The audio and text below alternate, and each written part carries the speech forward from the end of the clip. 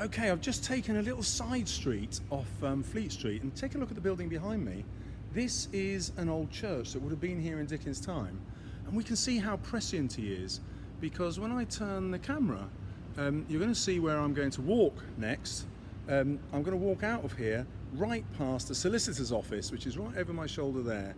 The church has turned into a solicitor's office, the very theme at the heart of Jaggers, how moral corruption has changed from a religious society into a secular one that values money, that values social class above goodness, above charity to the poor, and above reforming the criminal system so that poor people like Magwitch have a chance which Dickens gives him in Australia.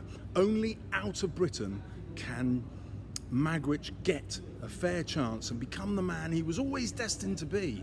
And the measure of his great success shows us how powerfully Dickens objects to British society, because in British society he becomes a criminal and he becomes a murderer and is executed.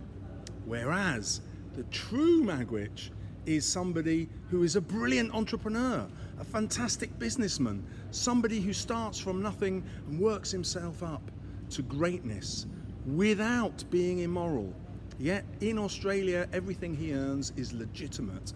And this is Dickens' way of saying, look, if we changed our society and made it more like God intended, if you like, more just, where people treated each other with charity instead of the moral corruption of class and wealth and power that Jaggers represents, then we would be a fairer society. And that's why he skirts around St Paul's with that big godlike hole in the middle, and why here in Fleet Street it's still happening now, the church replaced by the law.